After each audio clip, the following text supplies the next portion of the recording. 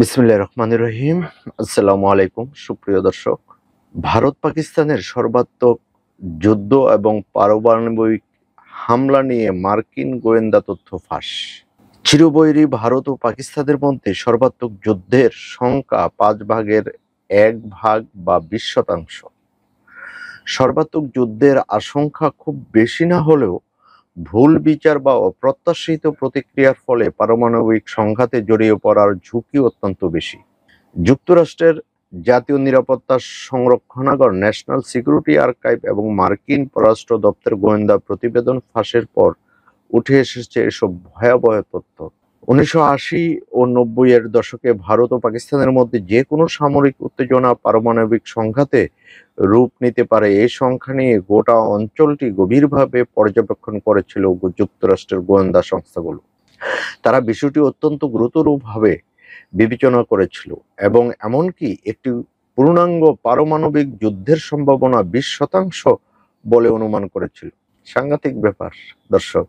১৯৮৯ সালে যুক্তরাষ্ট্রের পররাষ্ট্র দপ্তরের গোপন প্রতিবেদনে বলা হয়, সর্বাত্মক যুদ্ধের সংখ্যা খুব বেশি না হলেও ভুল বিচার বা অপ্রত্যাশিত প্রতিক্রিয়ার ফলে পারমাণবিক সংঘাতে জড়িয়ে পড়ার ঝুঁকি অত্যন্ত তীব্র।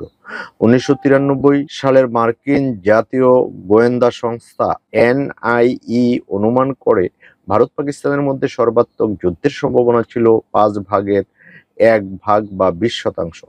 প্রতিবেদনে বলা হয়, যুদ্ধ হয়তো অনিবার্য নয়, কিন্তু কাশ্মীর, সন্ত্রাসবাদ, জাতিগত সহিংসতা এবং অভ্যন্তরীণ হস্তক্ষেপের মতো সংঘাতপূর্ণ ইস্যু এই দুই চিরপ্রতিদ্বন্দ্বী দেশের মধ্যে যুদ্ধের সংখ্যাকে জিইয়ে রাখে। প্রতিবেদনে আশঙ্কা প্রকাশ করা হয়, ভারত যদি পাকিস্তানের করাচি পারমাণবিক বিদ্যুৎ কেন্দ্রে হামলা করে, তাহলে তেজস্ক্রিয় আয়োডিন ১৩১ বাতাসে ছড়িয়ে পড়ে ব্যাপক প্রাণহানি ঘটতে পারে।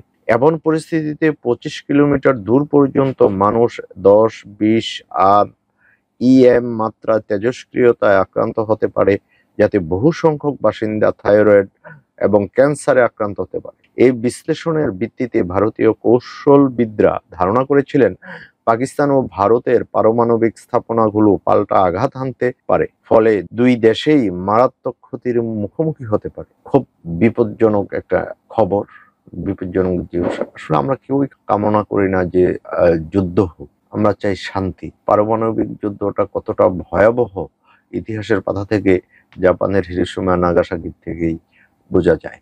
ওরকম এতটা যদি নাও হয়, তাইলেও তো মার্কিন গোয়েন্দা রিপোর্ট অনুযায়ী তো খুব ভয়াবহ রূপ নেবে। কেউ কারো তো ছাড়বে না। আমরা আসলেই যুদ্ধ চাই না। সুমতি হোক উভয় দেশের, সমস্যার সমাধান কল্পে আলোচনা হোক, এই কাম্য করি। আজকের মতো এখানেই বিদায় নিলাম। ভালো থাকবেন দর্শক। আল্লাহ হাফেজ।